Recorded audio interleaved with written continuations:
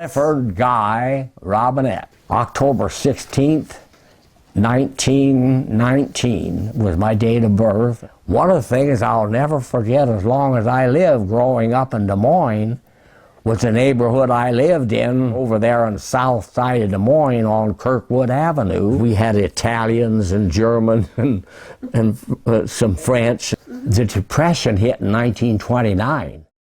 And boy, there's when it got, from then on, you know, we did everything. I took care of my stuff. You learned to take care of your shoes, because boy, you didn't know where your next meal or your next dollar your family might come. It was a bad time in history, the worst depression in the history. But you know, there's some good of it too. We learned independence and reliance, how to take care of ourselves. And my mother passed away when I was only 11 years old. We whittled up, we learned to do things for us. We whittled our own toys. We made our own airplanes. When Lindbergh flew the Atlantic in 1927 in his Ryan monoplane, and that's when I got bit by the aviation bug, and I never got over it. I enlisted in the Iowa National Guard when I was still in high school, and I was a senior. And it was 1937. My insignia, it had the rainbow on it, you know, commemorating that it had been in the First World War as the Rainbow Division. Because the reason they called, I understand, the Rainbow Division, they had all colors. Okay. A nice thought, but that's what America is all about. That's what we fought for. And like the Marine Corps says, we fought for God and country. I liked the National Guard. I had a lot of fun, I had a lot of experience, a lot of fun. And Adolf Hitler was jumping around all over Europe, the Mad House painter, and I'll never forget it, how, you'd see in the movies, we didn't have TV, you know, we'd go to the movies, and you'd see those Nazi troops marching with all that, and the hundreds. Boy, it was kind of scary. Man, they looked invincible. To see them just, I can see it yet.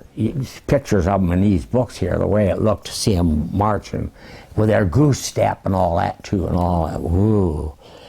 And then, one of the days I'll remember forever. They had made every kind of a treaty, and they broke every one of them. They never kept a promise. All of a sudden, he marched into Poland. I'd heard so much about, you know, there wasn't any jobs. When I got out of high school, there were no jobs. There wasn't any work for anybody. Join the Navy and see the world. See, that slogan hit me. Wow. Yeah, through a porthole, they joke. Well, I didn't see it through no porthole, I'll tell you that. But nice thing about the Navy, they had trades. You could learn a trade in the Navy. And I found out when I got out that much of the stuff was true that I learned in the Navy as a gunner in the gunnery division. I actually put it to use, some of it, the rest of my life, wherever I worked. In the airplanes especially, and in the missiles, I worked in the Cold War also, all through the Cold War. So I really didn't get out. When I got out, when the war ended, I went right out of that, and we went right in, not to the end of the Cold War. My ship at Pearl, the USS Dorsey, was at sea when the Japanese bombers came over. And so we started hightailing it. We couldn't believe our eyes, or our ears, or rather. We were picking up, we started getting reports. Well, we were out on a maneuver. We had a whole bunch of ships out on a maneuver. The USS Nevada, as you saw in this picture, was the only battleship in Battleship Row that got underway, that was able to get up enough power and steam in a sinking condition, though. They'd been hit, and they were sinking even at the same time that you saw that picture of the Nevada, two near misses near the stern. What happened? The Nevada may have saved the day for us, too.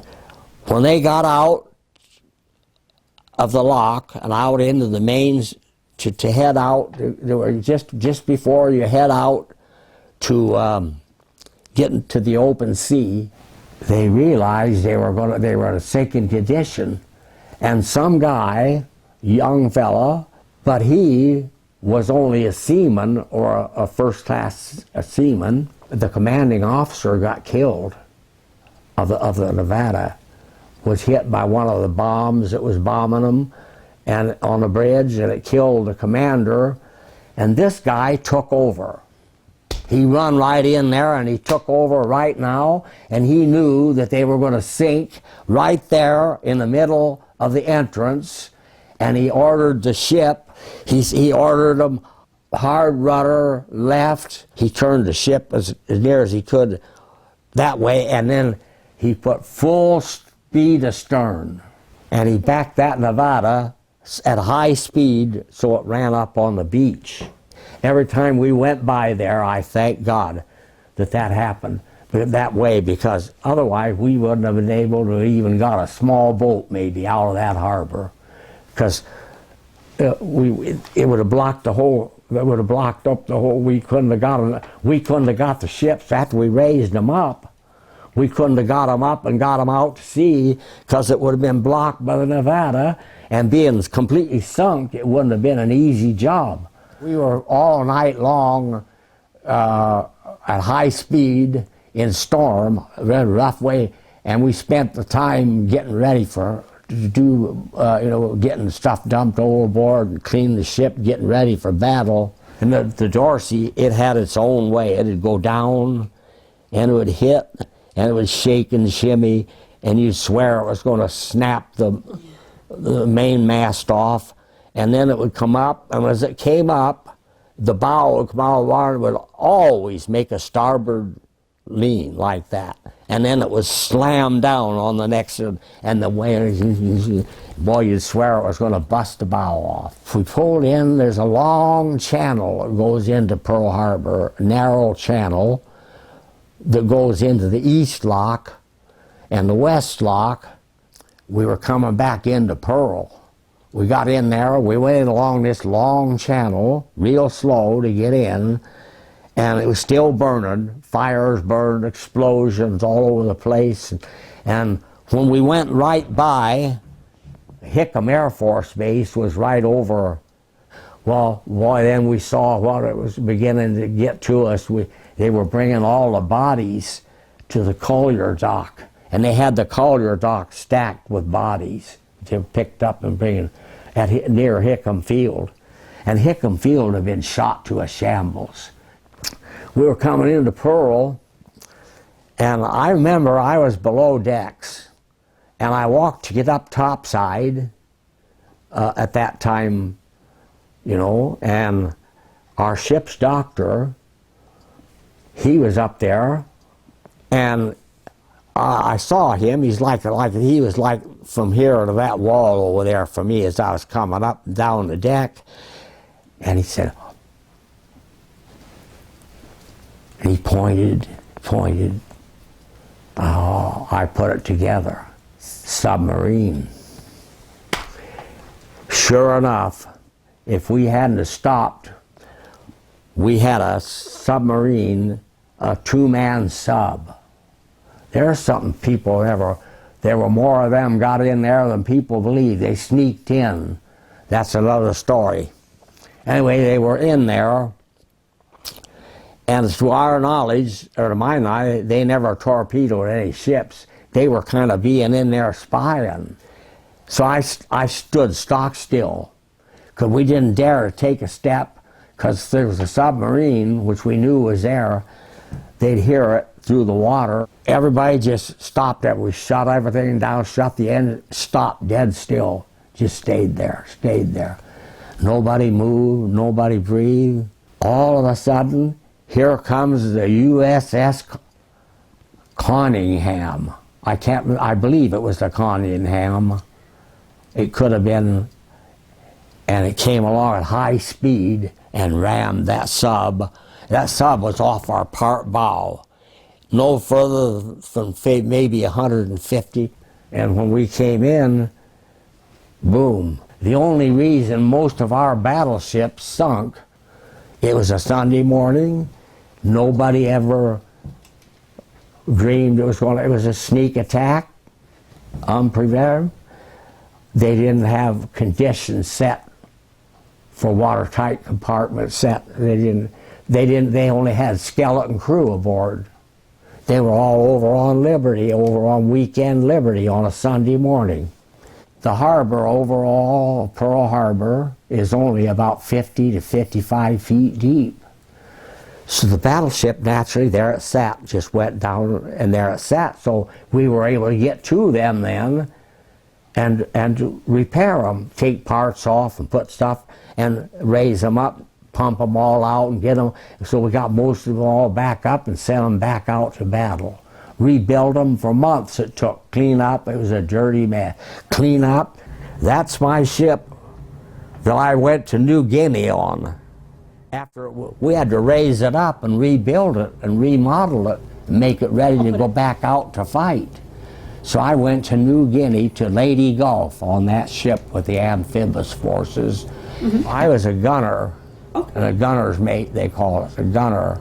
Hollandia was right on the way up, so we went from Milne Bay, went on up to Hollandia, and it had been a Dutch mandate. Well, that's where it got its name from, Hollandia and Holland. And in New Guinea, we met many natives. And I'll bet you, most of them people were fairly small, not huge. This guy was different. He was a giant. Wow. And he had a bone in his nose, and he had the grass skirt, and dressed, in all the paint and all that, oh boy. And he was the chief. He was the chief of the tribe. My commanding officer on the destroyers, oh, what an ace.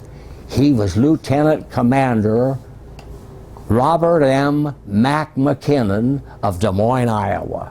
When he came aboard as commander, he was one swell guy. He said, in the morning, he says, I'm only going to ask for one salute. If the rest of the time, if you see me walking any time around the ship, hi, Captain Mac. You call me Captain Mac. We broke the back of the Japanese Navy at Midway. A lot of suicide planes came over in the latter day. It was getting toward the last days of the war, see then, by the time we left New Guinea. It was just one big celebration. O'Malley was ringing the bell, and we all got down and we started singing, guess what? God bless America. All the other ships around us, and they heard it. All the other nearby, some as much as almost from here to Madrid or over to that house. And they heard it all, and they started singing. Finally, the only way that O'Malley couldn't ring the bell anymore, the lanyard broke. I was a regular, in the Navy, because I enlisted and in the regular Navy for a full 6-year hitch.